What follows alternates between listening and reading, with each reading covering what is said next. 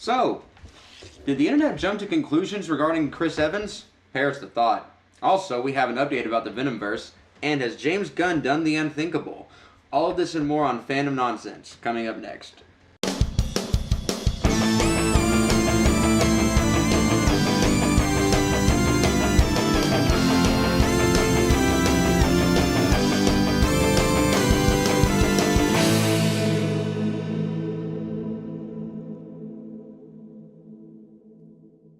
Don Cheadle, though. I love Don Cheadle. Love Don Cheadle. Right. One of my favorite parts about the Ocean's movies was Don Cheadle. You know, I've never seen those. Really? Mm-hmm. They're really good. I keep hearing that. I like them. The remakes? Yeah.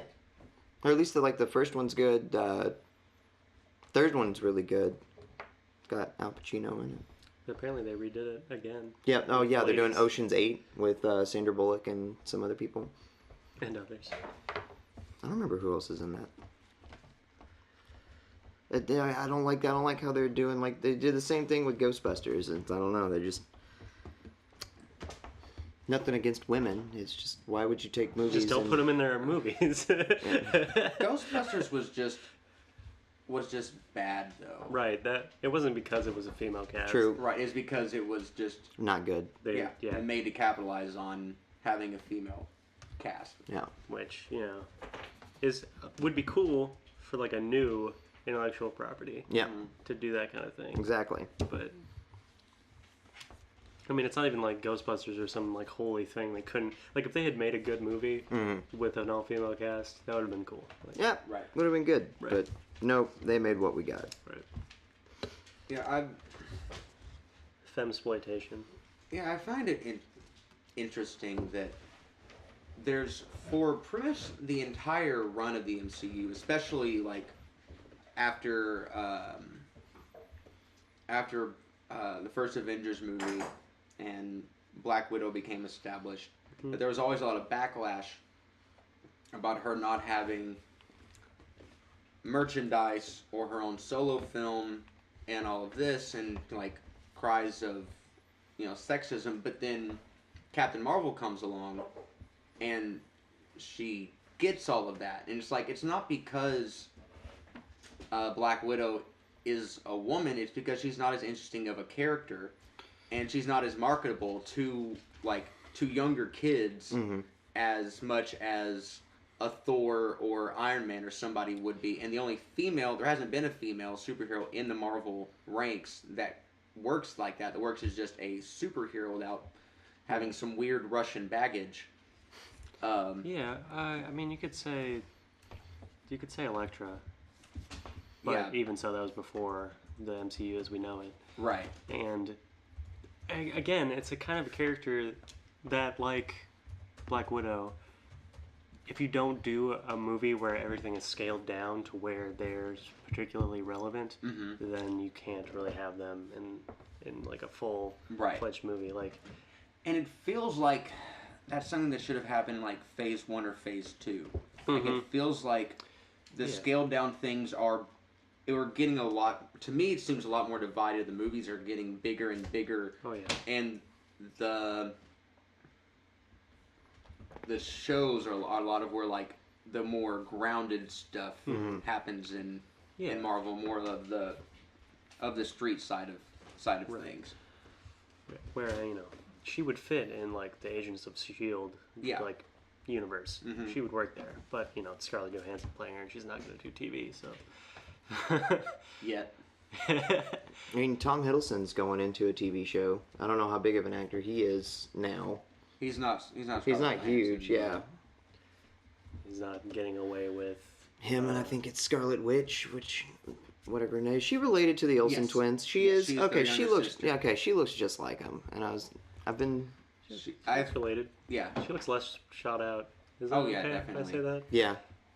I mean, even if you subtract, and it's hard to, but even if you take away the cocaine and meth and whatever, and industrial abuse, having to be on, I was about to say Full House, but that's that same thing. If you take away the Full House of drugs, then even so, I still would say Elizabeth Olsen over Mary Kate or Ashley. definitely. Oh yeah.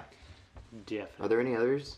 I think they had a brother. Oh. or something. Also, I can't really be attracted to the Olsen twins because I think of them from Full House and from those like straight-to-video movies that my sister had. They were like dozens of those. Yeah, my sister definitely had those. Definitely the female in the family, because your boys can't watch those. No way. There's no way that I was watching two twins that were like our age. Yeah, a couple years older than us, actually. No, but for real, I didn't like those movies. I feel like I was too young to actually. I feel like be I might have attracted to girls seen yet. one of those See, I movies. wasn't. I feel like I saw one of those movies. There was ones where they were cowboys. There was one where they were witches. Is there one where they went camping? Yes. And like one of them pierced the other's ear? Yeah. Okay, so You're really sure about that? There's so many. There's so many ear piercing scenes. No, there's so many of those movies. Like most things that have happened to people overlap inside those movies. Okay, so there's the like I don't know if they were if it was a TV show or something, but there's like little 30-minute, probably shorter than that, little short where they are like Mary Kate and Ashley and their friends go to the beach or they go on a cruise or some rich white people shit. Yeah. And then there's like movies like It Takes Two. Mm-hmm. What's another? How the West Was Won. I think that one's actually. Who does that have in it? Is this a Mary Kate and Ashley movie? Yes. Wow. You Double guys know Trouble? way more about this than. Yeah, Double Trouble's one. Yeah. What? You guys know a lot more about this than I expected. I didn't realize this rabbit hole was about to go down. Man. You gotta learn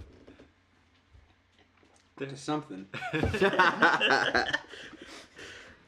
There's a whole son of Olsen twin movies. No.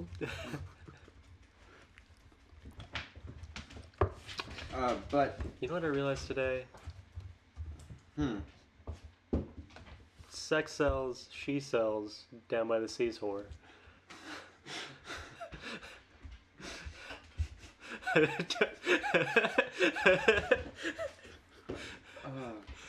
Yeah, I know. I don't know. I don't. It's relevant. I was, yeah. welcome to Fandom Nonsense. Comes back. I'm Aaron. And I'm also Nolan. Wow. That's a start. I don't know which part's worse, that or the Olsen thing. I don't know what part I'm gonna cut in at. So, what Chris Evans originally tweeted was officially wrapped on Avengers 4. It was an emotional day to say the least. Playing this role over the last 8 years has been an honor. To everyone in front of the camera, behind the camera, and in the audience, thank you for the memories. Eternally grateful. Okay. That is. Yeah, that does raise some red flags, does it not? Mm-hmm.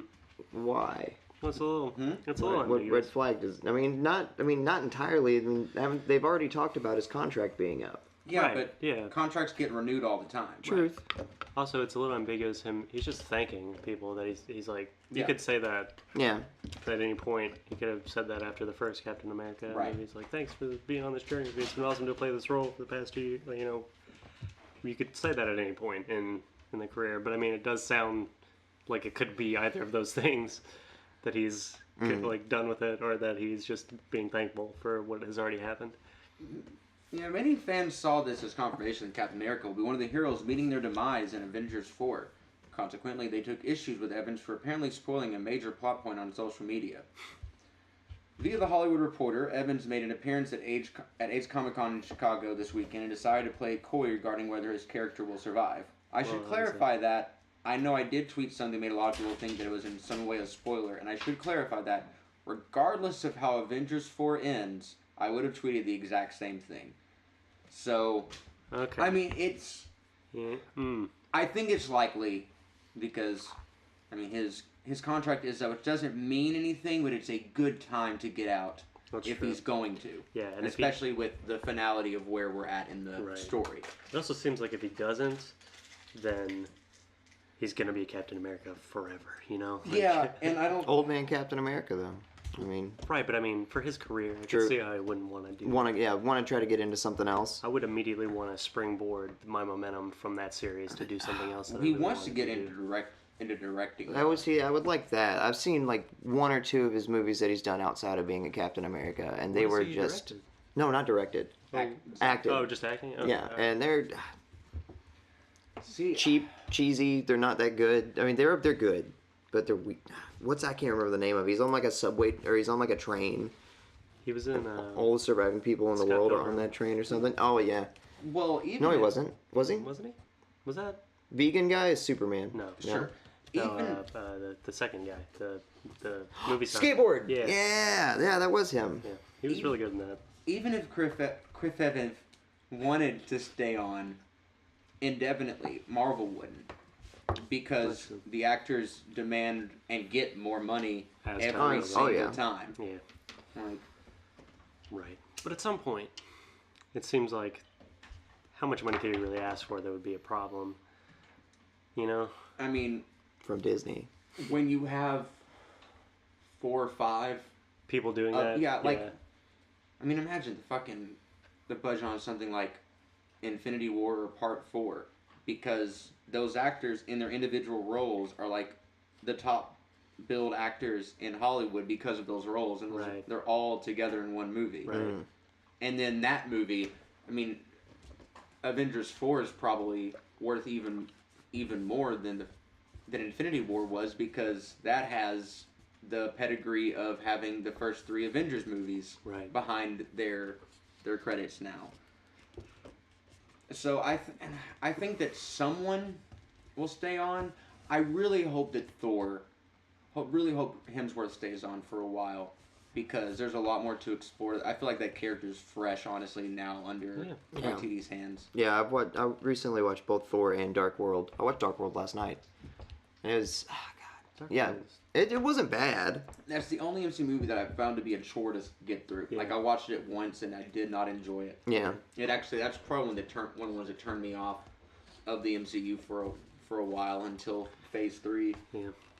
That one was kind of just. it's hokey. Yeah. Yeah. It took itself way too seriously. Yeah, The first one is too, but I enjoy the first Thor. Right. Not as much as Iron Man or Captain America. well, the first one is still more in the same reigns as Ragnarok, where the second one is nothing but business the entire time. There's not much comedy to it. Right. And with Thor, the outlandishness of the whole concept of him Mm. kind of lends itself to a little bit of humor. Yeah, Like in the original comics, he's kind of just like this completely out of place character who's just taken on this human form and has no idea what the fuck, yeah. like how to act in our culture at all. But I mean, I'm curious if he does leave. Are they just not gonna have a Thor, like anybody like Thor? Or like, are they gonna keep replacing characters, or I mean, Avengers has like so many people it could draw from. yeah? yeah. Moon Knight, I would like to see be a thing. I don't know who Moon Knight is. He's fucking awesome. Feige actually mentioned that, I think, in a panel, or Moon Knight. no, in an interview, the idea of replacing characters and and pulling from the comics, and pretty much every character having either a direct successor or a spiritual successor in the comics. For Like, sure.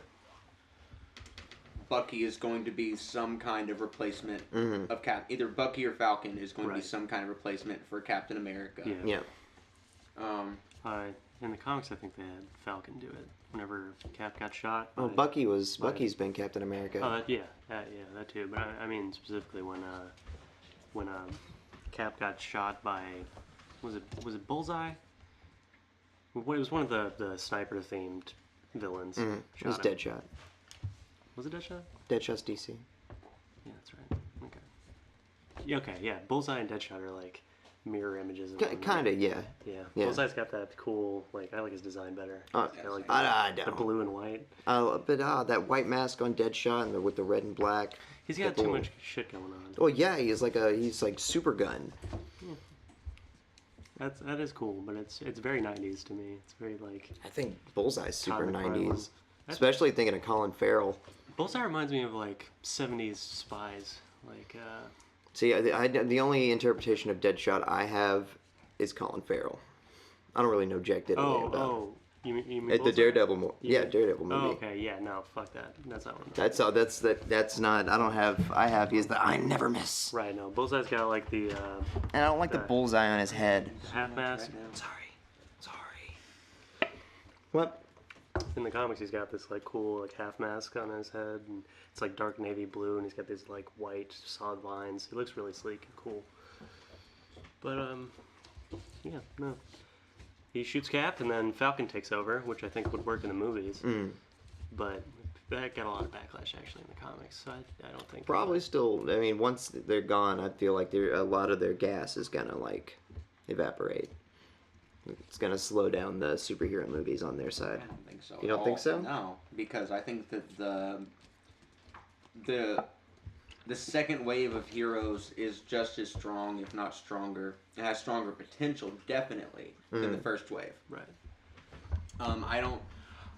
Now, I still haven't seen Black Panther.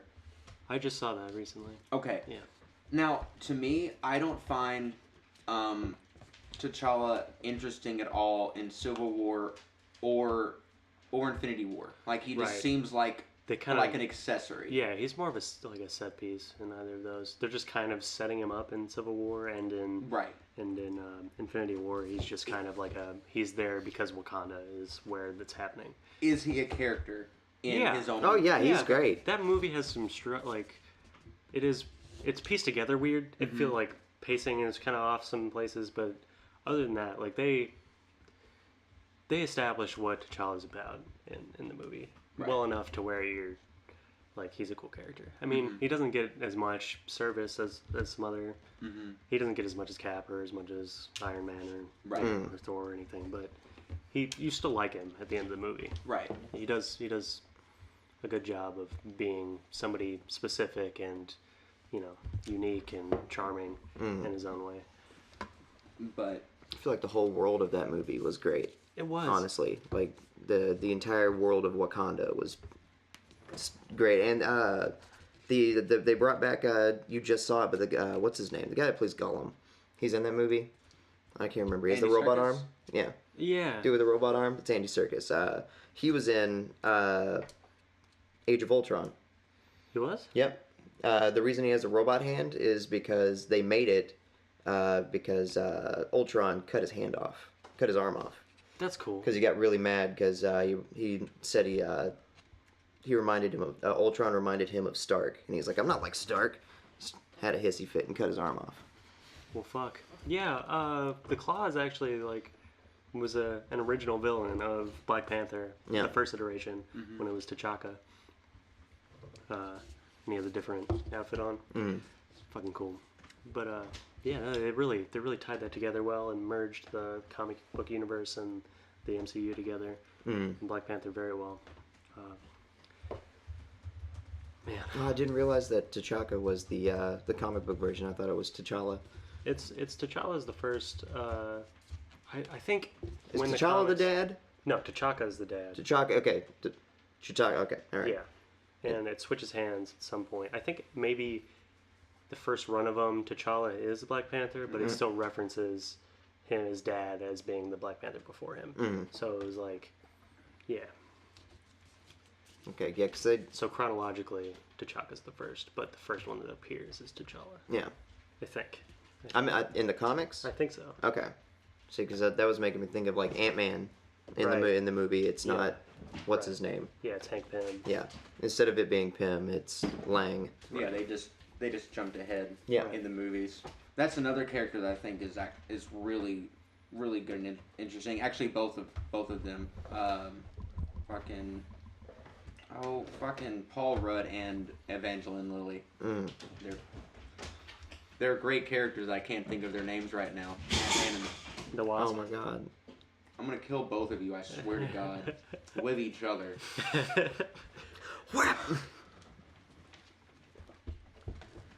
Oh, do you know Black Panther's first appearance? In the movies? No, in general. In the comics? No. Fantastic Four, number 52. That's cool. Yeah. I was watching a documentary on Jack Kirby last night, and that that cover came up. I was like, oh, that's interesting.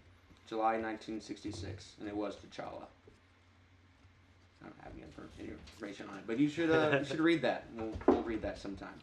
Unfortunately, we're shooting this on Monday night before the episode goes up on Wednesday, and the trailer for RWBY Volume 6 drops tomorrow at noon.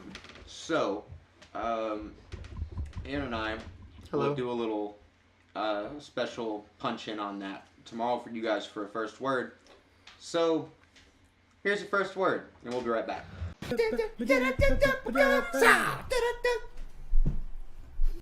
Alright, welcome to the first word. Hello. It's a special episode. Nolan is not with us. This is the first time Nolan's not been on the first word. He dead. Nolan is dead. He'll be back next week, though. So, we're talking exclusively about the RWBY trailer, which dropped earlier today. Where do you want to start? I mean, anywhere is fine. I mean, honestly, yeah. Who the fuck is the flying dude? Yeah. The only person that I could think of, only because of his little, like, the flowy little cape thing that he has. I think that's what's his name, Watts. That's what everybody keeps saying, but why has he got people bowing to him? yeah, why is he have people bowing to him? Why is he floating? Maybe that's his semblance.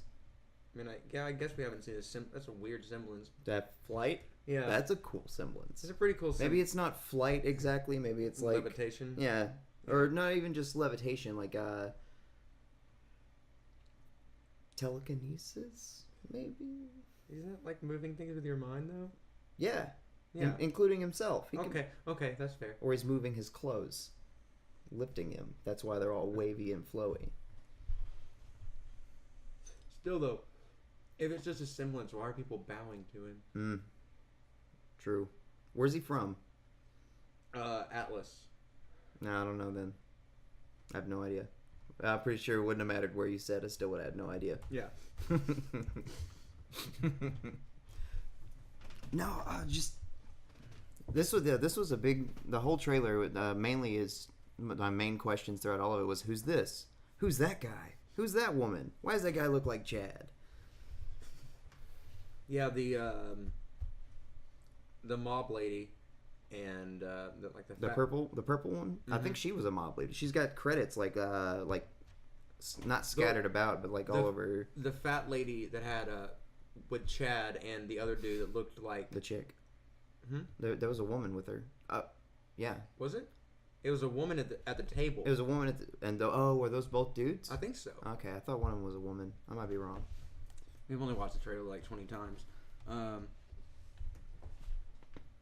But I wonder what that's going to come in. What the culture is like in Atlas. True. I mean, it looks like we're going to get a lot of the culture there because, I mean, like, in one scene you see, like, RWBY flying through what looks like a shopping mall. Yeah. Yeah, it seems way more populated than Mistral was the last couple of seasons, which is nice. It was good to have a couple of years of focusing on them, but I always liked them interacting in crowds and everything and having to deal with the people and everything. Like the tournament is a good example. When shit went down there, it felt bigger because there was also a lot of people in the way too. Yeah, like a menagerie. Menagerie was pretty cool as far as like people. Yeah, being in a populated area. I feel like this is gonna be bigger though. Oh yeah. Well, obviously it's gonna be bigger. Another thing would definitely be the small mantis swarm. Yeah. Yeah, I also was expecting like one big boss battle or something against one, but I guess I wonder, because I don't think the show or any of like the World of Remnants or anything have gone into it, but are the Grimm like regional? I wonder, like if you find Manticore in the north in Atlas, but you don't find them, further south or something like that's why we haven't seen something like that yet. But we're seeing so many of them. I mean, here are they Beowulfs? Yeah, Beowulfs. I mean, they seem like they're the most common. Yeah. They're everywhere. Maybe like say like in Mistral you'll find like the elephants, but up in Atlas you get like the manticores. I was gonna say we saw quite a few Goliaths in Goliaths, the elephants. Yeah. Yeah. In Beacon, but were there any in Volume 4 or 5? No. I didn't think so. So maybe. Yeah, part of me was hoping there was going to be something like super crazy special about it, but no, I'm perfectly fine with it being just something that's in Atlas. Right. I mean, I would rather, if there is a big bad or some major boss fight this season, I'd rather it be something sentient anyway. Like, the Grimm are cool, but I don't think that's worth building up a whole season to unless you have something that's personal, like maybe it's something Salem personally sends out. Well, I mean, like something that she. I mean, dude, you got. I mean, if there are like, they get smarter over time. The Grimm, there's got to be some out there that are not maybe at like what Salem is, but like closer to. Well, what I mean is yes, absolutely. But what I mean is like season 4 or volume 4 worked with the Knuckle Leaf because of Ren's history with it and everything. It's not the fact that it was a Grimm. In fact, that didn't really come up until the last couple episodes. We knew that was what they were going to end up fighting. Yeah. But it worked because of the story attached to it. Just throwing out a big Grimm because it's big and scary, I don't think it's worth building a whole season to. Is why I'm glad that they're just in there as the new threat to fight off. Although they do look intimidating. Yeah. But we get to see some cool combo moves in the trailer. Yeah. Oh yeah. Ren and Nora, and then man, the subway fight, or not subway, but the big train fight. Mm-hmm. That looks like it's gonna be really good. Yeah. You think that's just gonna be in the first episode? Do you think that's gonna be? I doubt they've gotten everything recorded, let alone animated. Yeah. Yet, so I imagine only have securely up to the first like 5 or 6 episodes, and that would be. I feel like that might be a stretch. But yeah, I feel like everything in the trailer that actually ends up in the season, because there might be some things end up being cut. But I think everything in the trailer is probably gonna be in the first 4 or 5 episodes. Because I mean, I could see like them being on the subway, being them like first getting to Atlas, right? And then like. Yeah, I really don't think that's going to take very long at all. Like, oh man, the way here's just gone so smoothly. Unlike last time, boom, Manta Swarm. Yeah, I don't think that the trip is going to take very long at all. Oh yeah, I think this season's going to be about them being in Atlas, right? Which is cool. Yeah, I'm excited for them to get to Vacuo hopefully next season. Yeah, or the season after. I want to see Vacuo so bad. I have, in very different ways, but I have Volume 3 feelings from this trailer. Like, I feel like a lot of shit is going to go down, and hopefully we get all of Atlas done this season. You know, I hope we do go to Vacuo next season, but who knows? You think Crow dies this season? Ooh. I'm still thinking about Oscar, and that whole like him like falling down to the ground, whole little thing, and them all looking at him. Yeah. What if Oz dies? Or yeah, not Oz, but what if Crow dies for something? And I don't. It's kind of his fault, or is his fault, right? Because he's not in that scene with them whenever they're looking at him. Right. Now we know it's not Crow because he's in that shot. But no, it's not Crow because he's in one shot. When this happens, what's the plan, RWBY? Don't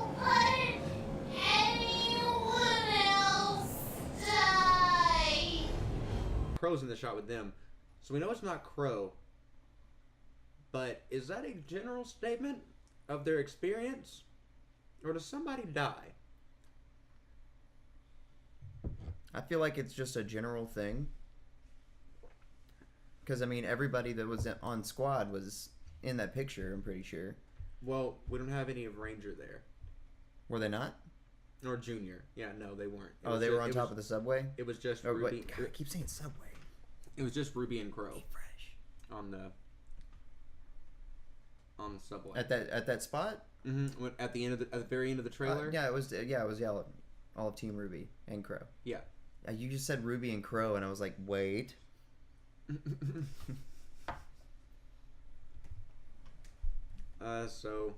I feel like it's time for somebody to die. I hope maybe it's one of these loose characters that are just now being put in and shown.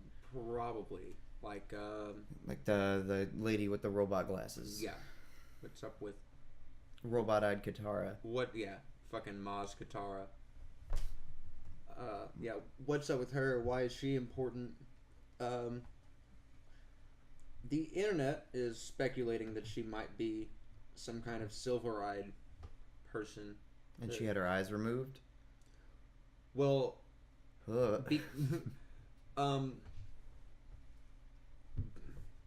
because the internet loves to create horrible consequences, there's this theory that if a silver-eyed warrior overuses their eyes, they go blind.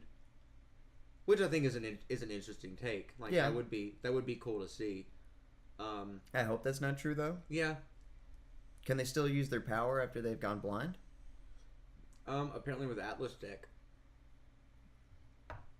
This is a big theory, apparently. And all in like the last not even 24 hours. This fandom's stupid, but it's impressive sometimes. I feel like she might just have robot eyes. Yeah, she could just be blind, and it could just be Atlas Tech, like they fucking fixed Yang's arm, so why not this old lady's eyes? But I feel like she has to have some kind of importance if she's gonna be focused on so much in the trailer. I mean, she was shown once. I think she was shown a couple of times, and she was the like focal point. I think she was only shown once. I don't remember seeing her more than just in that shot. There's one shot where she's just a background character in one of the shots, but then there's the one where she's the actual focal point of the shot. You were supposed to ask, who is this character? So she means something to the story. Which, I mean, RWBY has a history of making really good characters appear for one episode and then killing them. So that doesn't mean that she's going to be a huge impact on the whole season. Who knows? Mm.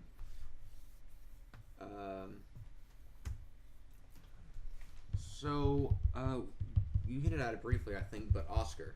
What about him? Him screaming and who's Yeah. been hollering. I don't know. I have no idea. Part of me thinks that was him, like, Ozpin was talking to them. And usually whenever Ozpin switches out, leaves the body and it's just Oscar, it switches back to Oscar, like, you'll see him, like, and whatnot. Maybe, like, this big, heavy moment's happening and Ozpin, like, was talking to them and then, like, he cuts out and that's him cutting out and it going to Oscar. Them all looking at him mad, but they're not mad at Oscar. They're mad at Ozpin. Right. I expect them to be mad at Ozpin and not Oscar. That's definite. Man, that's gonna suck for Oscar. Right? Thinking about that, like having that like death dealing super team like staring at him like that, and making RWBY upset. Like, talk about don't kill the messenger. Yeah. But yeah, no, I still think it. I mean, it might be because Crow dies, but I don't know. Yeah, Ozpin wouldn't betray them. No. But he keeps secrets. Yeah, and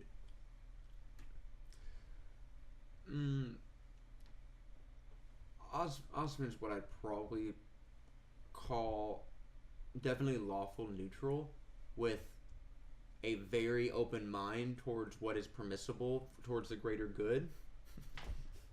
And so even though Ozpin wouldn't betray them, I still think he could put them in a situation where he could withhold information or just straight up lie to them, or put them at some kind of risk, possibly even getting one of them killed, which would definitely result in that kind of reaction. Because Ruby's is shock and horror. Weiss and Yang are angry, and Blake looks like she's about to smack Sun for saying something stupid. Like, Blake looks pissed, but not in the I'm going to kill this motherfucker look that Yang and Weiss have. They knew this was coming, kind of thing. But who knows? It's a trailer. We could be misinterpreting everything. Yeah, the context of what's happening right there. Because you see it goes back to that spot again and shows Oscar on the ground, and he screams really loud. Yeah. So I feel like whatever the news was that is given, Oscar didn't even know. Mm-hmm. I think the best for last. Ozpin pulling that bullshit. So yeah, what's up with that? Just dead throne room full of dead White Fang soldiers. Oh man, I totally think that Adam killed him. Yeah, probably. But why? Right. I mean, at the end of the last season, he's they're all giving up. Mm-hmm. And then he also slices the crown in half. Maybe that sect of the White Fang was just kind of destroyed after all that. Now the White Fang is no more. Right. But Gira takes. Is it just Gira? Yeah. Who's Bagheera? The Panther in Jungle Book. That's right. Okay. Yeah, he probably maybe took back the throne of it or something. Right. So those are defectors. Those aren't his followers. Yeah. Probably. Yeah. And I mean, he even cut the crown in. Yeah, or not the crown, but the throne in half. Like it was all done for. It was all over. Now he's just gonna go renegade, super mad psycho. I'm gonna kill Team RWBY. Yeah, He doesn't seem like a guy with much of a plan. I guess Yang deserves it. Blake got the one up on The kill of Adam. Yeah. I think that they're both gonna get it because I don't think that either of them are gonna be able to one-on-one him. I think they probably could because he's falling off the rails, and they're still getting better. So they have to overcome the people that they couldn't overcome seasons before. True. But for story's sake, yeah, it'll probably be both of them. Yeah. I feel like Blake has gotten hers on Adam at this point. I don't think that Adam's really important enough to be of such a focus. I would honestly rather see him die of his own folly, or Salem kill him or something like that. I always prefer that with villains because a lot of times hey, you're not worth the hero's trouble. You should fall under your own kind of weight that feels more fall on your own knife. Yeah, that feels more impactful to me. But if someone gets it, and they probably will, I would say Yang, and probably Yang and Blake. And I hope that happens this season. I hope we don't drag out Adam too long because he's interesting, but I don't think he's worth pulling. Oh, I mean, they can always do something with him, but so far he's not worth pulling out through the whole course of the series. His impact on Blake, which is really what he was there for most importantly, has kind of been fulfilled to me. Yeah, I mean, other than Yang completely getting over. Right, exactly. That's the only part they kind of story-wise closure for her. So I actually don't think that Salem is talking to Emerald at the beginning. Who do you think she's talking to? Cinder. I think Salem kills Cinder for letting for failing. Failing. Yeah, that's what I'm looking for. But you don't even see her in the trailer. No, but and she's on that front cover. Yeah. But she's a shadow. But see, I think that what if that's a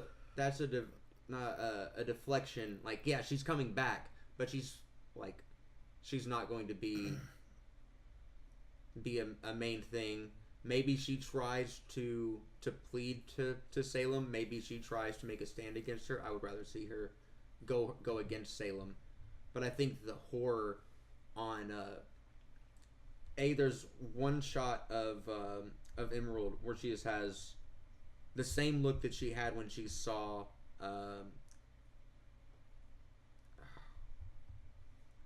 Hazel? no Raven. Salem. no, the Grim coming out of the ground at the beginning of volume 4. And there's that shot of right after Oscar says or screams no, and you have that like stutter shot of Salem coming towards something. Yeah. I think that those possibly are connected, and Emerald's shock is at like whatever horrible, awful thing that Salem does to kill Cinder. Now, what if it's Emerald is the one that's getting killed? Maybe. I feel like there's more to go with her character. I agree. I totally agree. But that doesn't make her safe, I don't think. Like, you were explaining that to me, and like I was like, well, maybe all that was directed at Emerald. Like, she was about to be the one. Like, Cinder dies. No. Never mind. I lost my train of thought. But presuming that Salem can't become a maiden, otherwise she would have just done this herself a long time ago. Probably. That means Emerald would probably... That would be cool. Yeah. Because she would still probably defect. Yeah. See, that's the last question. Will this finally be the season where we have a heel turn from Emerald? Because it feels like it's coming. It's always felt like it's coming. Yeah. I mean, season 2, not wait, is it 2? 2 is when they were introduced. Yeah, season 2, not as much. I've always liked Emerald, though. Yeah, same. And I feel like if Cinder dies or she defects from Salem in some way or something, and Emerald is stuck with Salem, it was established at the end of last season that the only thing that Emerald cares about is Cinder. So her loyalty isn't to Salem. So if Cinder's out of the picture, then her loyalties are going to come into question. And especially if you make her the new maiden, and then you make her morally ambiguous, and not necessarily make her a good guy, just get her off of Salem's team and kind of put her somewhere in the middle with her own motivations. What if she makes Emerald kill Cinder? That'd be really, really fucked up. Yeah. Yeah. Sorry, I'm overthinking it over here. I mean, it'd be cool to see Salem kill Cinder for failing her, and so you have that from Emerald to guide her revenge.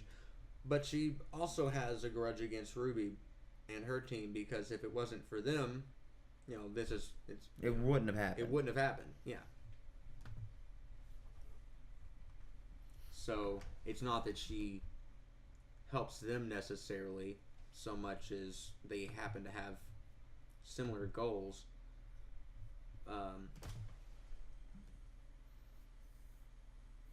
But that's all from a 2-minute, not even 2-minute trailer. Yeah, it's like a minute and a half. Yeah. That is all. I can't think of anything else from it. Mm-hmm. Are they gonna explore more into Rin and Nora being in a relationship, or does that matter? I don't think there are a lot of good shots of them together. Yeah.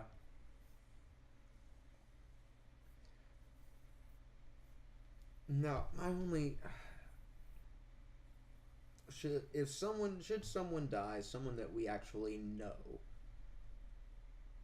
Would you rather it be Crow or I'll say Raven, but I think we both probably go with that, or a member, Crow, Raven, or a member of Junior.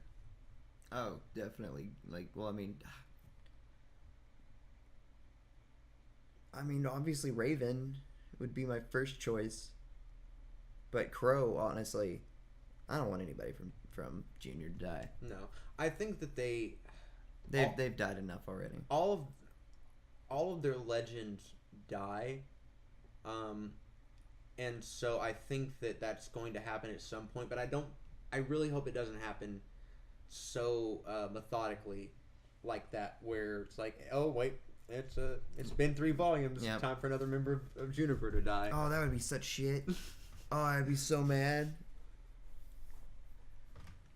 Ren and Nora should go out together, and John should be a sacrifice at the end, like using up his semblance to heal Ruby for one last battle or something like that. Cause like I said, I think they should, but I if someone dies this season, it should be one of them, because I don't want to see that precedent started where it's predictable like that. I don't think it's gonna be Raven. I feel like it's gonna be Crow. I feel like if anybody, will be Crow. Yeah. Because Crow's got his spotlight. He's done his time. Although Raven, his plot armor's been relinquished. It was relinquished whenever he got stabbed. Although Raven could die in a heroic redeeming sacrifice. Not yet.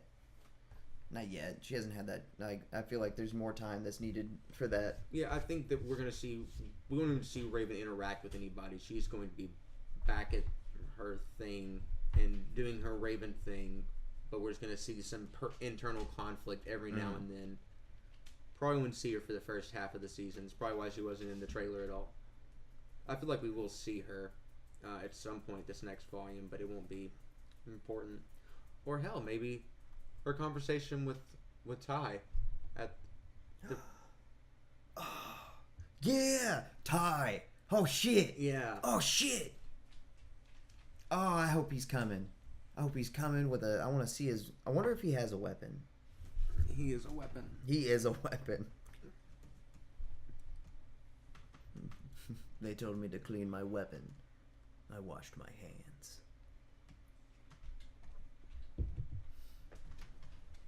That's another thing. I wonder if we're going to be getting any of the teachers again.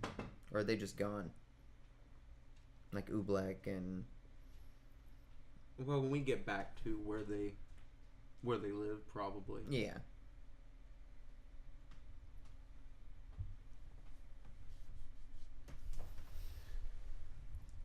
Yeah. I'm guessing that's going to be the final arc, is going back to Beacon and getting the relic there, wherever. Yeah. You'll have to go back to Beacon. That's probably where they're going to end it all. Mm-hmm. It's where the final showdown will happen, is where it all began.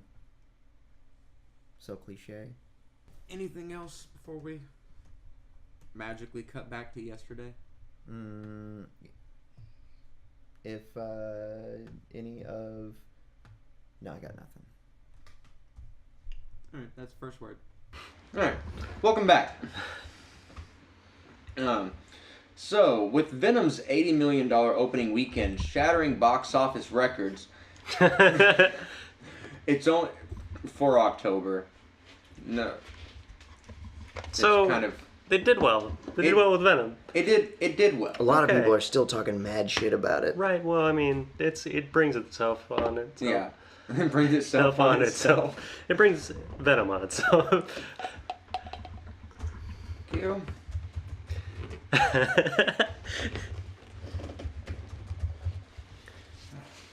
It's always such a bitch. What? When I don't actually have something during the show to write down as a title, actually going through and all right, that's a good one. Just trying to find a good one-liner, because it's been consistent from episode 1. Every episode has 2 titles that are both one-liners from the episode. So if we don't say shit, nothing funny, then it's so hard to title these goddamn episodes. Anyway, so with Venom's $80 million opening weekend shattering box office records, it's only a matter of time before another installment of Sony's Marvel Universe gets underway. Thanks to longtime Spider-Man franchise producers Avi Arad and Matt Tomak. Who's that? You sounded displeased. I mean,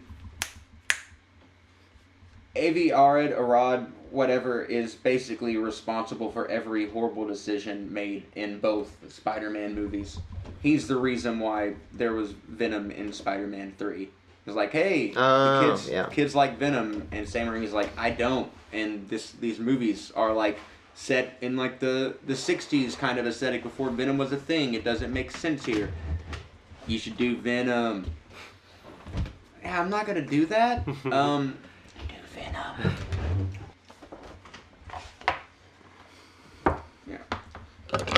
Yeah.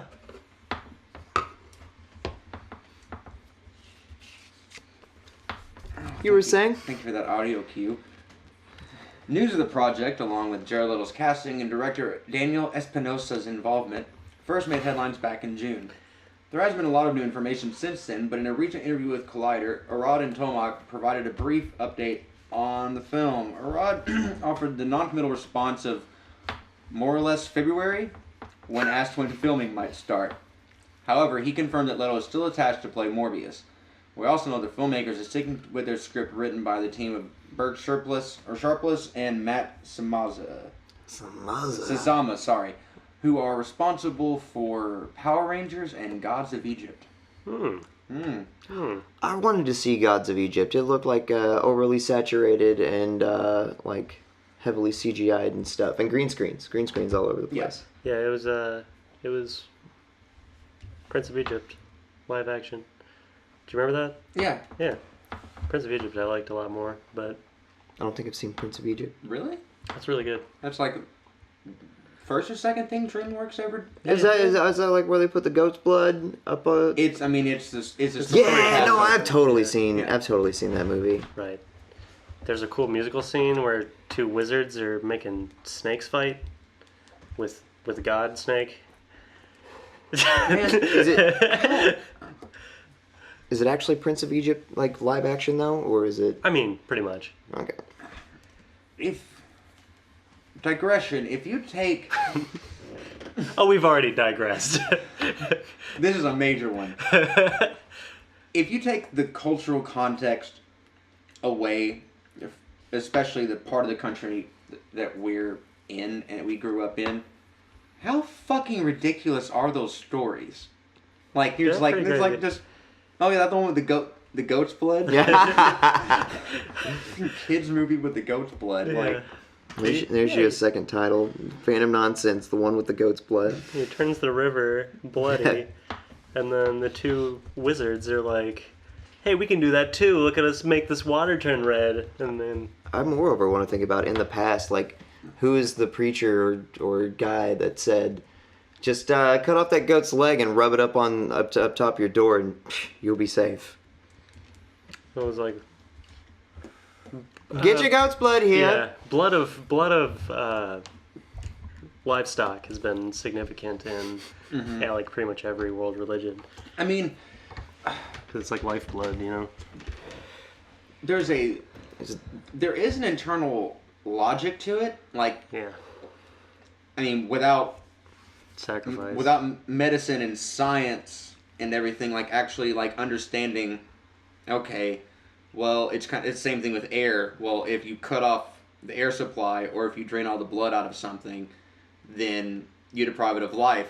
So the life is in the blood and, right. You know, air is spirit and all of that. So, like, I can see an internal logic of up to a certain point of logical understanding and rationality for why blood sacrifices happen.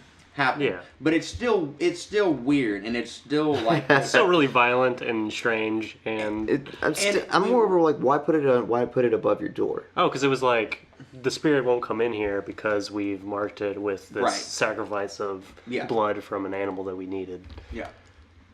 So it's like we were willing to give this, and so also somebody's there at the sacrifice, but they forget to put the blood up there. Okay, so the whole. Do they still get? It was like if you weren't Jewish, you wouldn't have heard about to do that at all. All right, so. So they all died. So yeah, the firstborn son. Major digression to the tonic here. the whole point of the story, the whole point of all of the stories is, in the Old Testament is, or the Torah is, why do we do the things we do? Like to the Jewish people as a culture, why do we have the sacrifices? Why do we go to the temple on these certain days and all of this? So that's like, why do we sacrifice a lamb at Passover or whatever? Yeah. Because they sacrificed a lamb and put it on the door and God didn't kill the babies. Like, right. So it's all just like... Do you want your babies dead? Right. Then do as we say. But, no, Marvel, also, no leavened bread. Marvel ain't got shit on the Bible, is all I'm saying. Oh, for sure. Well, they should just do just movies of like all the different iterations of the Bible. They should do the Book of Mormon. I just want beginning to end. I just want. Oh my god. Soup to nuts. Book of Mormon. Strip all the characters out. Yeah, and just replace them. And just replace the characters and just do a story that's just the Bible from front to back. You know what you could probably do? You could probably keep all the women's names the same because they're like normal names we still have. Yeah. George R. R. Martin, you're welcome. I want Zack Snyder to do the story of Samson. Oh god, he'd be like super fast slow motion, super fast motion, slow motion. Just slow mo getting the hair cut off. You just see him going. Oh. Yeah, just donkey's jaw to the dome of all these. Jonah, as through the altruistic eyes of Michael Bay. That'd be great. Will the whale explode? Oh yeah, for sure. Oh yeah. I know that whale's exploding. That's how he gets out at the end. Yeah. You just see him like so going out of the mouth as the explosion's happening, slow mo. Instead of being dropped off on the shore, he just sort of like fires him out of the blowhole. The whale's transformer. Dude. Okay, honestly, the visual of like instead of water coming, like that sky shot of like. Though instead of water coming out of the blowhole, it's an explosion coming out of it, and seeing him at the top of it, like, what?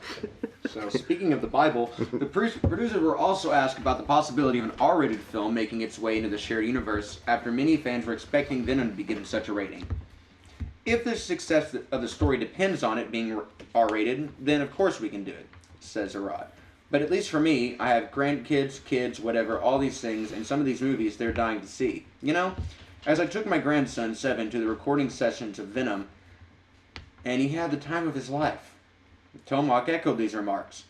I don't think there's a rule written somewhere in stone that all of them have to be one thing, alright? I think what Abby's saying is right. I think we've all talked about, well, if one of these presents itself in a way, look, we've all seen, as you said, the R-rated versions of these movies now working. So that's out there. You can succeed to a staggering degree. So basically, no. There's not going to be any R-rated movies in the Sony-verse. They're going to leave that thread dangling, but... How are you going to do Carnage and not make it R-rated? Yeah. I mean, you can. I mean, you can. You can. I mean, they've done it in animated shows. Okay, but I feel like Venom pushed the barrier of what you can do. And I don't think they didn't use the one... free fucking Venom. Did they? I don't think so. I don't remember anybody saying it. There were lots of shits and pussies and bitches.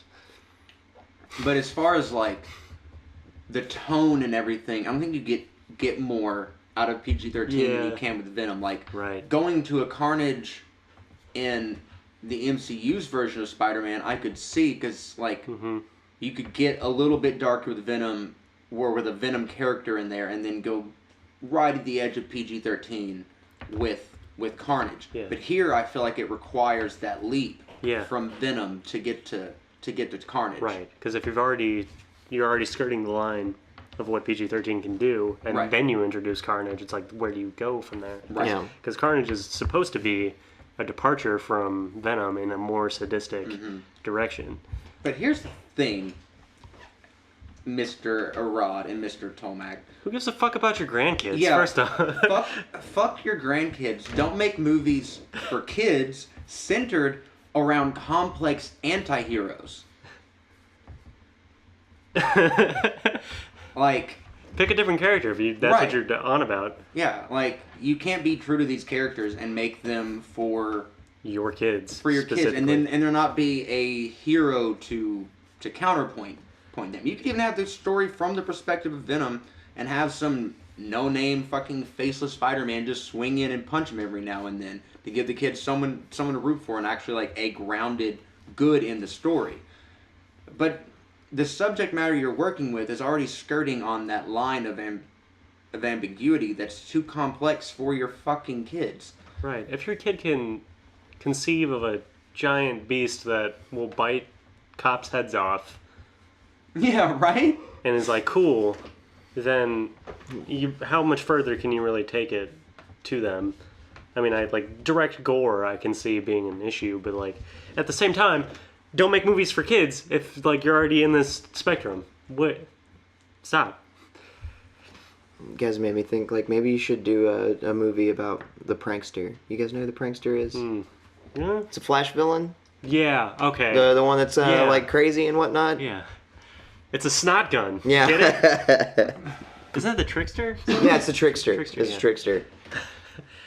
And Flash just like turns to him in one episode. And he's like, You off "Remember your- to turn yourself in." Yeah. And he's like, "Got me again, Flash." Here's a That'd be a great anti-hero Yeah. movie. Here's a trickster for you.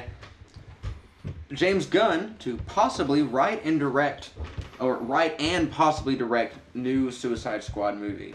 Well, maybe that one is a shot at being good, and James Gunn is in the other hand now, I guess. Yes. Um, That's such a good like middle finger from James Gunn to Marvel. I mean, the new Suicide Squad movie will reportedly be a different take on the characters and not a direct follow-up. So that's good. Great That is thing cool. great thing about Suicide Squad is that it's a different squad all the time. Sometimes they have a lot of the same members go in, like, Mhm. right. but overall, like, there's so many different villains that they can have throw in there. They're really only bound by the concept of we want to put a group of people into a situation in which they're probably not going to survive, so we don't want to risk people we actually care about, so Yeah. we're using villains. Yeah. So you could do that with a lot of different people and a lot of different timelines, and that's pretty neat. I'd like to see him do Killer Croc better. That would be cool. Since Suicide Squad somehow brought in $745 million at the worldwide box office in 2016, the disappointment of Justice League sent shockwaves to the DC brand, and Warner Brothers has been rapidly retooling their slate of superhero fare. Planned projects such as Justice League and Man of Steel sequels have fallen by the wayside, with rumors that both Henry Cavill and Ben Affleck could be on their way out as Batman and Superman, respectively. Formally announced projects like Flashpoint, Green Lantern Corps, Harley Quinn, Joker romance, and a Cyborg solo film have also been thrown into limbo as well. Right now, the slate includes this December's Aquaman, next year's Shazam and Wonder Woman 1984, they're currently filming The Joker, and Birds of Prey. So, and Matt Reeves' The Batman is also in development. So, They talked about earlier today about how Flash they're going to start working on Flash next year. word. Huh. What did they say? I don't know, I didn't read into it. It was like right before I handed him my phone so he could watch Visage. Oh, word. Do you think that that's a good move for them to be like just jumping ship on everything they had going with Justice League in that vein? Oh, and starting all over again? I feel like I feel like it's a bad idea. Nah, I think it's a good idea. To jump, man. It's not I good. don't think Henry Cavill's well, actually obviously. gone. He himself still has not said anything about him being gone. Right. There's been nothing but speculation. All that you got from him was like this Instagram thing where he was standing there in a Team Krypton gym shirt, and like he lifts up this Superman toy and just puts it back down, and that's the whole thing. Right. That's the only thing he's like even done towards this allegation. So, my whole thing is that I don't think that it seemed like what was wrong with Justice League wasn't necessarily that they had shitty parts of everything. It was just that everything coming together felt so rushed and Yeah. bullshitty. I feel like they're just going to do that to themselves again if they try to start over oh yeah. again. Like they're just continually taking their footing away. Yeah. But And there are good parts to this universe. It's not all bad. Yeah, it seems like they just need to focus more on It's- what was good about them. Nothing is strong enough, though, to build the thing they're trying to build. Like there's just Well, little Wonder bits Woman. and yeah, but even Wonder Woman she's great in her film. She's bad in Justice League. She's bad in Justice League and BVS. Yeah. I mean, she's bad in Snyder's hands, and like Snyder's was not the right choice to have as the head of this whole whole project. He doesn't understand the characters like Feige understands the Marvel characters. He's not great with women characters, I've found. Now, visually, when it's the right movie for it, I love what Snyder does. Oh, yeah. He's one of those directors, and there aren't many of those, like, even Christopher Nolan's one of those, like, it's a Nolan film. It's like, okay, obviously this is a Christopher Nolan film, maybe after you've been told, but even some of his films, they just look like really good movies. But Snyder's one of those, and I don't make the comparison in terms of quality, but he's very Kubrickian. And you can spot a Snyder film like you watch one and you know that he made that movie. Yeah, that's part of why I liked Watchmen so much and why I can tolerate 300 to the end. See, yeah, like I enjoy just on a visual level, I enjoy the look of 300, even though it's a kind of a trash movie. Right. Same thing with Sin City, even though that's a better movie than 300. Right. But, and this is hot off the wire just a few hours ago. Thanks to Fantastic Beasts, the Flash movie just slowed down. For a character who's supposed to be incredibly fast, his movie is moving pretty damn slow. DC's been working on a solo Flash movie for years, with Justice League star Ezra Miller alongside to play the title role. However, new reports suggest the film is further away than you may think. Variety reports, and IO9 has confirmed, that because of commitments to the Fantastic Beasts franchise, Ezra Miller won't be available in the window Warner Brothers was considering shooting The Flash in 2019. And so, the film will continue to be developed so Miller can shoot the third Fantastic Beasts in July 2019 and into The Flash after, possibly near the end of 2019. That would put the film on track for potentially a 2021 release. Jesus. Yeah. And that's... Yeah, and that's assuming that the next slate of DC movies does well, because if Aquaman, Shazam, Wonder Woman will do good as it has its own successful franchise to bank off of. So I think it'll probably do fine.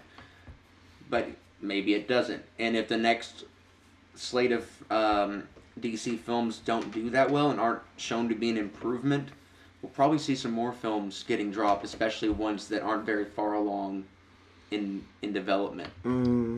Because, I mean, they looked at the Marvel model and were like, okay, do a couple films, ease into it, do our first tentpole movie, and then just spring forward. You know, a new, like, Marvel's releases like three movies every year, but Marvel has such a wide tone across those movies. Like it was, what was it in 2017? It was Ragnarok, Black Panther, and Infinity War, I think. Yeah. Yeah. Oh, no, Infinity War was this year. Yeah. Oh, it was, Strange? Was it Doctor Strange? Is either That might have been 16. Guardians 2? Guardians 2? Yeah, I'm pretty sure it was Guardians 2. Yeah. Yeah, Strange came out last year too. No. That was 16, wasn't it? Yeah, it was 16. Okay, so it was Homecoming, Ragnarok, and Infinity War. Not Infinity War. Not Infinity War? Infinity War was this year. This year, that's right. Duh. Guardians 2. Yeah. Yeah. So, I mean, all similar in being somewhat tonally lighthearted, but also very, very different movies to each other. And then this year, Infinity War, Ant-Man and the Wasp, and Black Panther was it Strange? No, Strange was a while ago. Yeah, Strange was 2016. Yeah, it was Black Panther. Yeah. I didn't have to see Black Panther to know how different those three movies are from each other. Fucking Ant-Man and the Wasp is like very, very different from either of those. But I don't think you can put Infinity War in a box though. no, like it's so many different things. Yeah. It feels like one of those like combined graphic novels of like a long run comic story. I've said it before, it feels like a season of RWBY or something. It feels like little 10, 15-minute vignettes that all be huge tonal shifts from each other. Oh, for sure. But And sometimes it'll just be like a music cue that Mhm. that shifts between scenes. and it makes it, for as long as that movie is, it makes it really easy to rewatch. Like, that's honestly probably one of the most rewatchable movies, period, for me, really, because there's so many points you can jump in and out, and it not, it doesn't get tiring, because there's always a new thing happening that doesn't feel like just a B plot. Right. Everything is given the focus. It's all really specific, connected themes that work well on their own. But DC doesn't have that. DC doesn't have. I mean, they're trying to, but I feel like the whole palette is shifting towards the more lighthearted, bright colors. It's not like they're trying to introduce those characters alongside of, so there isn't a big variety there to have all of these different movies. Plus, you haven't had just a standalone Batman movie, so as cool as Shazam or any of the other movies that were going to be made are, I don't think that without having the initial the main characters really established, it's kind of wanted. So I don't know. I want to see DC do well, but I think that I really wanted Justice League to be good. yeah. I still didn't mind Justice League. It didn't like irk me terribly whenever I was watching it, but like coming back on it, it just wasn't enough for me to be invested in it. Like it was entertaining in the theater, but a lot of that can just be the feeling of going to the theater. Right. Yeah. The pacing of like spending more than half the movie getting all the characters together. Right. I didn't like that. Right. I would going back and watching it a third or fourth time. And even so, even with all the time they spent doing that, it still felt rushed. Yeah. Because they didn't have I mean, enough of the characters. Yeah, there was no development of any of these people. Right. They needed to make the movies first. They. Yeah. I think at the very least Aquaman should have come out before this. Yeah. I think all of them should have. I don't think all of them. No. If anything, like Flash and Aquaman. Yeah. Would be No, nice. I don't even think Flash would have needed one yet. I think Flash and Cyborg would have been fine being introduced in Justice League, or even in a better way in an earlier film. But the first thing, honestly, that should have happened was a new Batman. Because this universe jumped off with trying to tonally match Christopher Nolan. Yeah. And it had that, and it took years for the audience to realize that's not what needs to happen, for the movies to realize that's not the direction they need to be going in. And so a deliberate tone shift in Batman, Right. I think, would have set it up better. Right. And because then the problems with Man of Steel wouldn't have been there, and it would have been a very solid movie. If that wasn't trying to follow the mold of the Batman that Christopher Nolan had established. So I feel like it would have been Batman was before. If that would have come out before Man of Steel, then the Batman trilogy would have been the last DC movie to come out. DC movies to have come out. So if they would have started with another Batman, But I mean, I feel like that would have been poor. But I mean, that's what happened whenever Nolan did his. Now, granted, there was a solid gap of time between those, but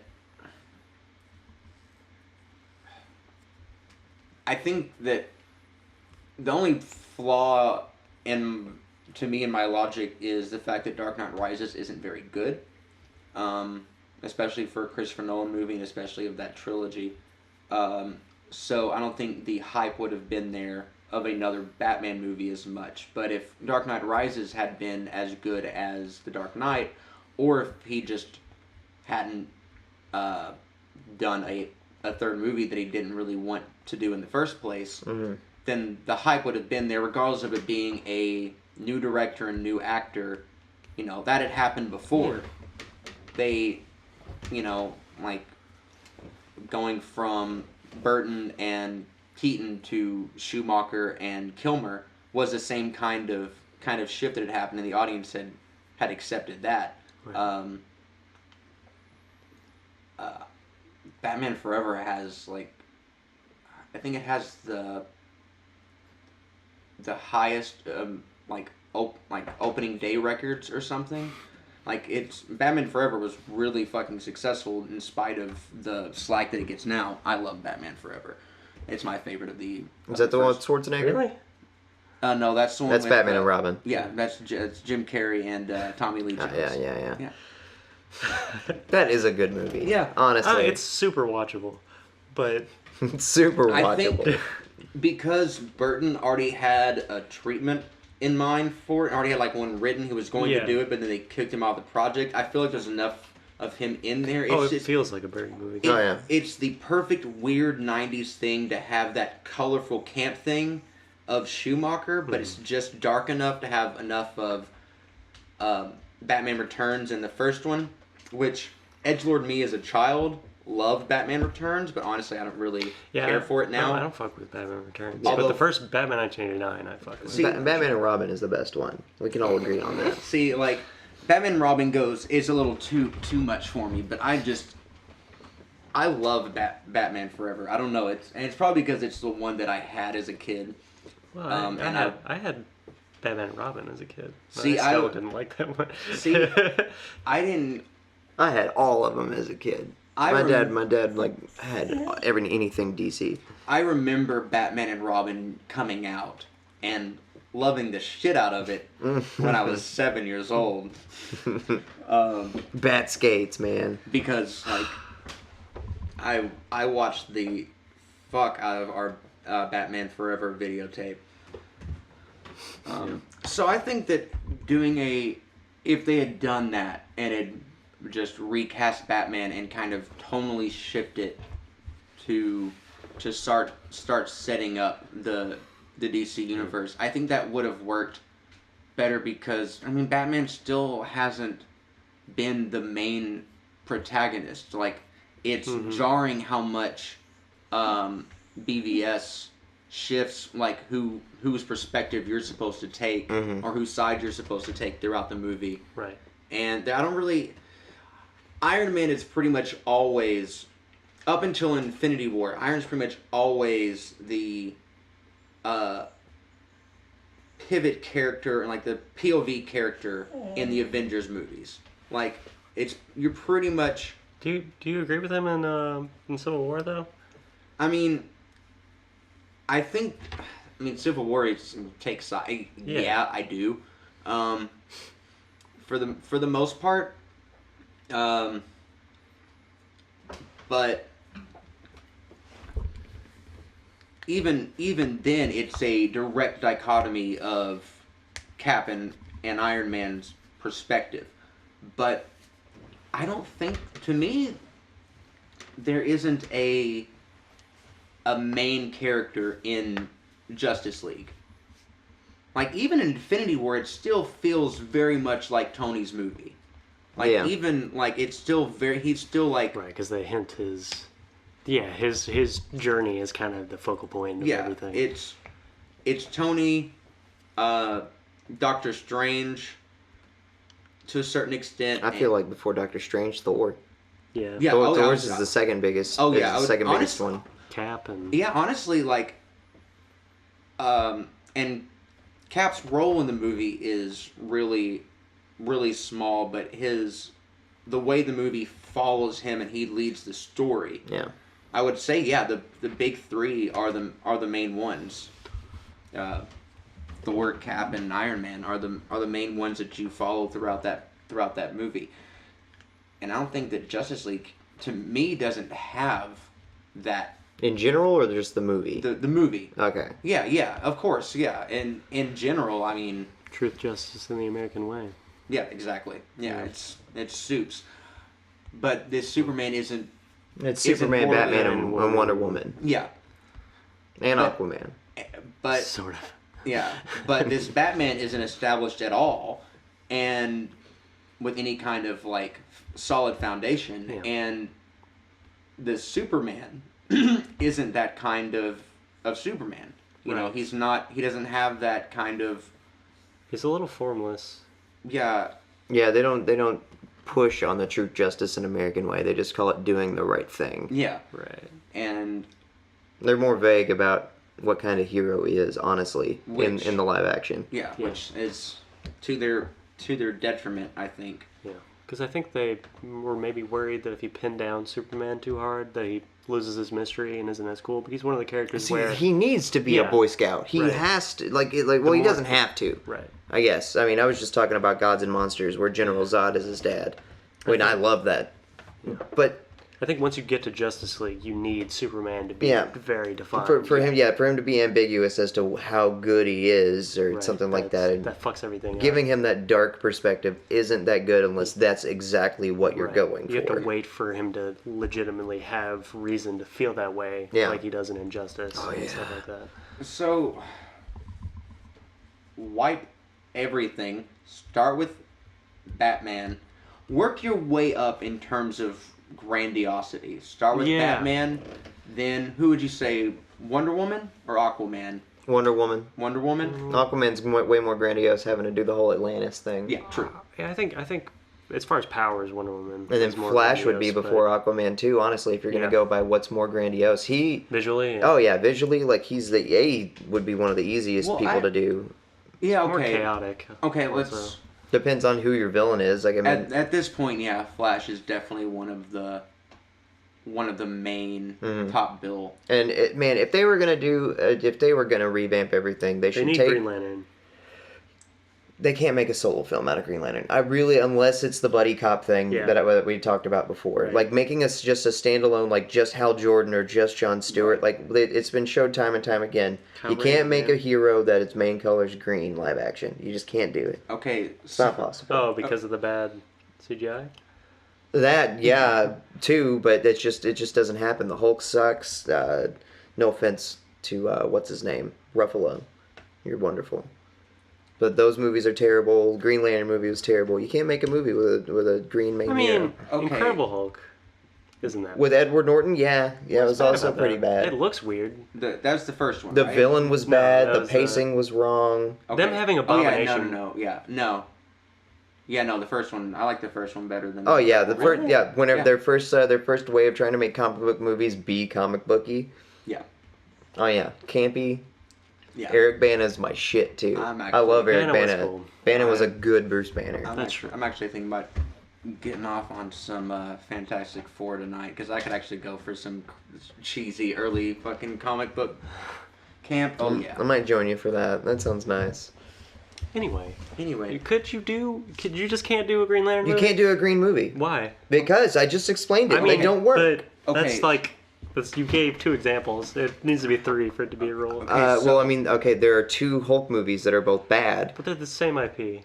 2 different actors, 2 different directors, I believe, too, Right. That- But, and Green Lantern. That's 3. eh.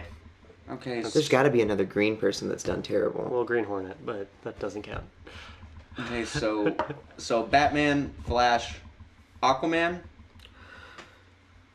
Yeah, Wonder Woman? I guess. No, and then man, the way that they should do Superman. then Superman. Then Superman. Right.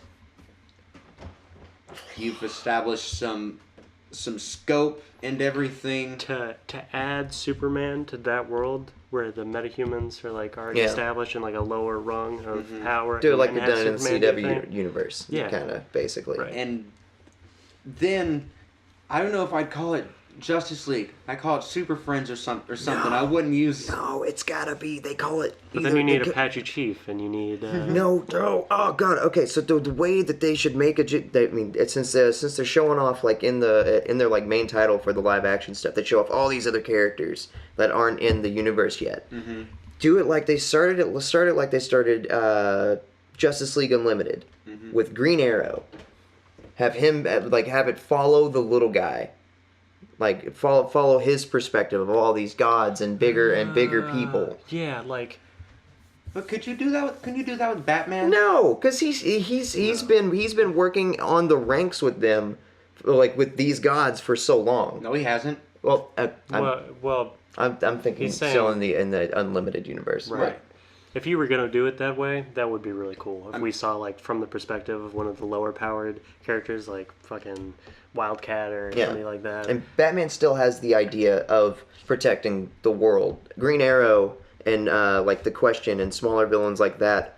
Heroes. Yes, they just want to like the big thing about Green Arrow, and especially in the Unlimited episode, the very first one. He's just like, I don't want to be a part of your Justice League. Like that's not my thing. I just want to help out the small guy, and then follow him. But and then it becomes apparent of why he's why he needs to be there. But like, they couldn't have gotten something that could have been catastrophic. They wouldn't have been able to do it if it weren't for the fact that he was there. But couldn't you just adapt that to Batman for a movie? Why? Audience? I don't want Batman to be the main. They can do plenty with Batman. Show off these other characters that deserve better spotlight. I think I would want Batman to be in a standalone of his own like situation. If we were gonna go the route of just having one of the lower powered characters be the main focus to a larger set of the more powerful characters going on, I think that would have to be further down the line.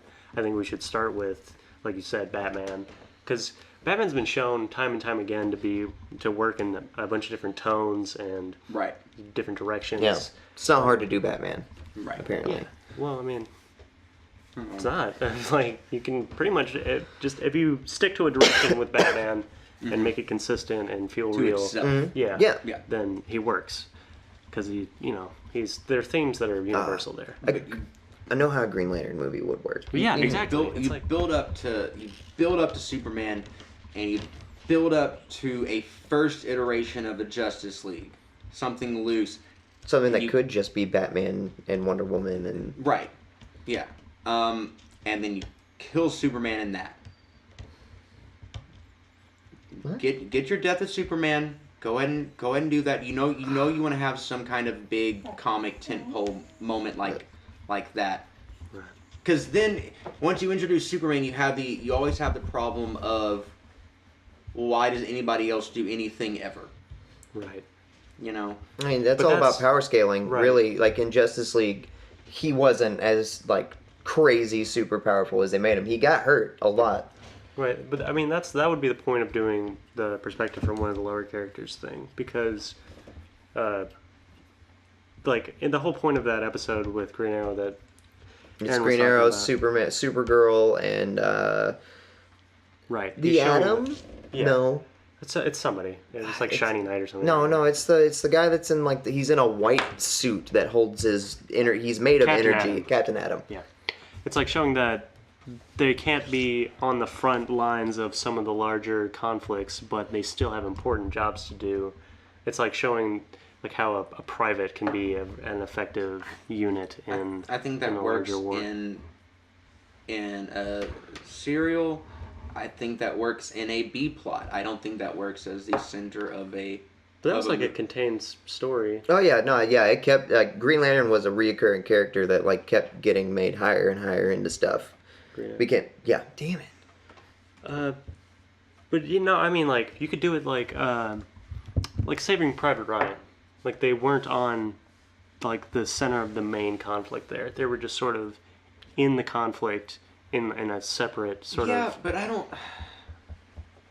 You know what's going on in the periphery. Periphery isn't that interesting besides just what it is, but when the periphery is Superman fighting Zod or something, that's more interesting than what's going on with Green Arrow and him being bummed about not being a part of that. Well, that wasn't the point though. Is that he wasn't necessarily bummed about being a part of that. He didn't want. He was showing the other characters how to be effective in that space.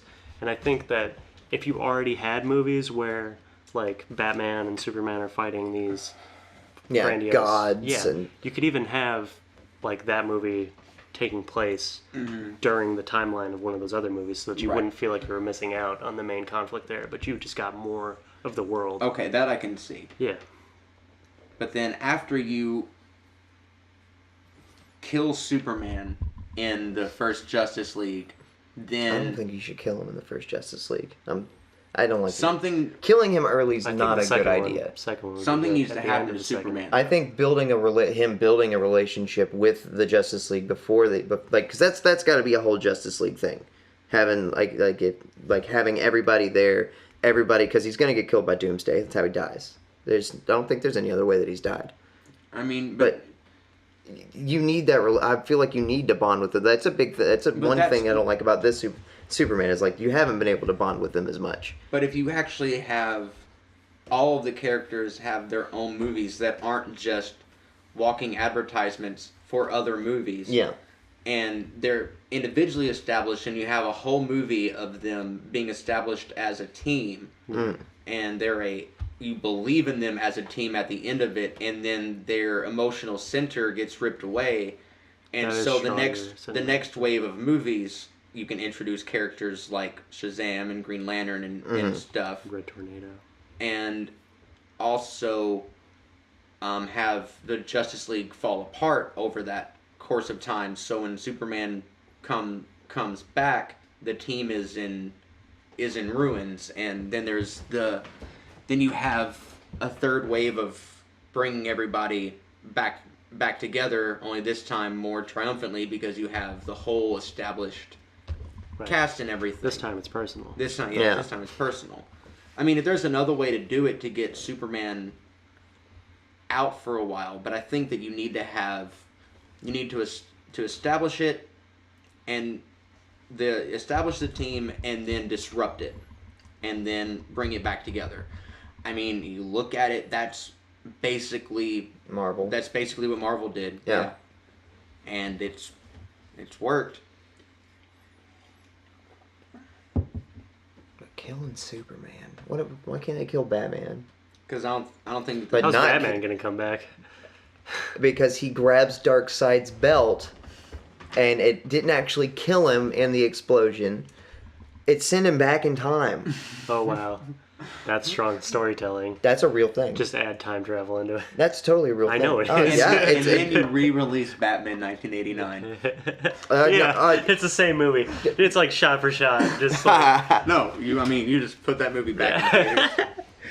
No, because then the Justice League, the next movie would be them all searching through time for him as he's fighting the Kraken and stopping bad guys in the Old West. And Old West Batman? Come on. Batman fighting the Kraken on a burning ship? Come on. Batman and Jonah Hex teaming up. Yeah.